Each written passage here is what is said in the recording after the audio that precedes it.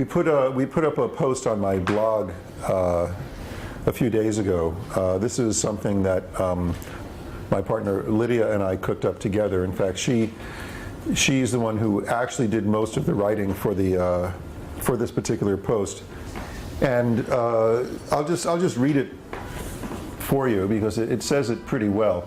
The title of the post is "You Were Here." Asterisk. I'm often asked whether my workshops or trainings qualify for continuing education credit with the Yoga Alliance, International Association of Yoga Therapists, or other registries and/or accrediting bodies. I always tell event attendees that they can put whatever they like in front of me and I'll happily sign it. Notwithstanding the fact that my less than favorable views on certification and licensing are well documented.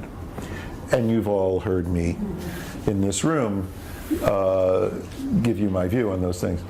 To simplify this process in the future, I've decided to provide free to the public as a downloadable PDF an official looking certificate of attendance.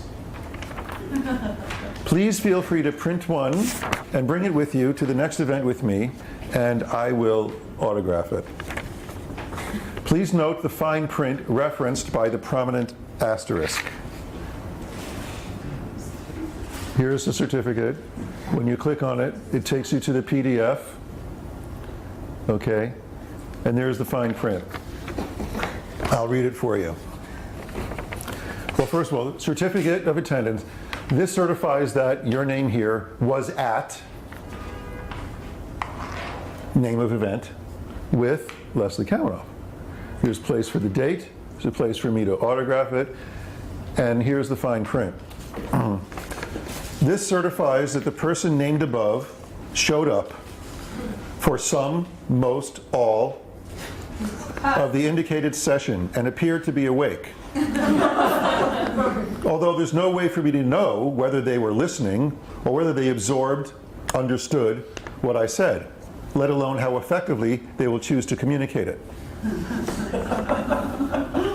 Additionally, there is no way for me to determine the teaching quality or the teaching ability or qualities of the person named above, regardless of how much I may have liked, tolerated him, her. The recipient of this document bears full responsibility for demonstrating to the public the quality and efficacy of their skills and communicating honestly the true extent of their training. That's the most important part. Now this is an honest piece of paper, as far as I'm concerned. Okay, thank you. This is something that I have absolutely no reservations about signing, because it's absolutely true.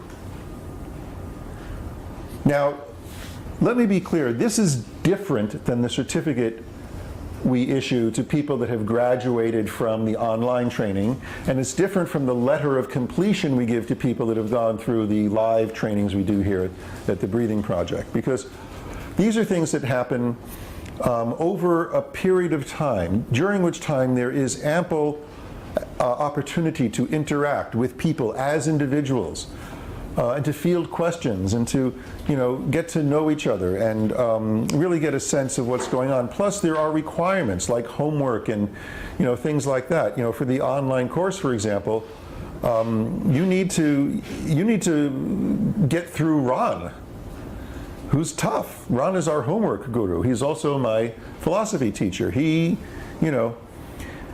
tough, kind, but tough,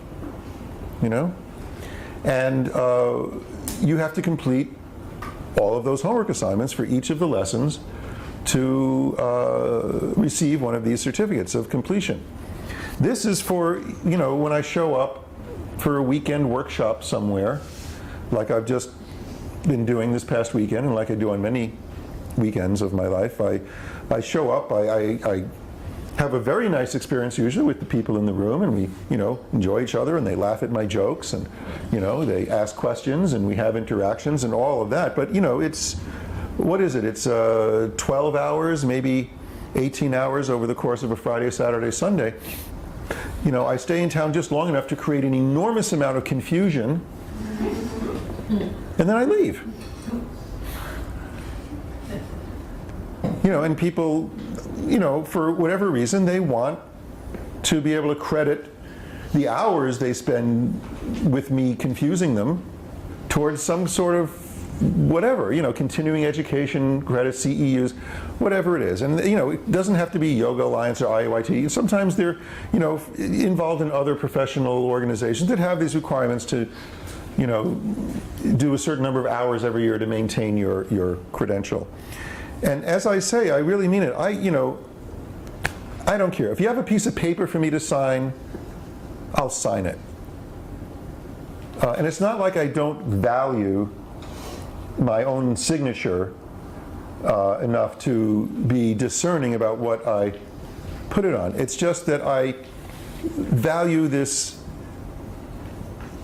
idea of accumulating hours as proof of qualification so little that it's like, oh, okay, that's what you need to show to the bureaucrats. You need someone to sign it, fine.